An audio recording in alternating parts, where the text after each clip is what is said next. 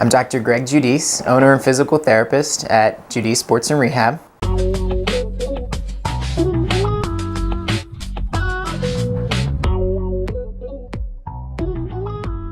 So our approach is a more hands-on approach, and a hands-on approach has multiple terms, but what we call it is manual therapy.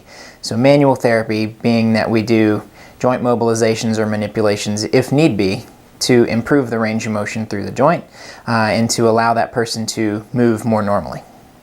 A typical client, we would start them with some manual therapy to make sure that they achieve their range of motion goals.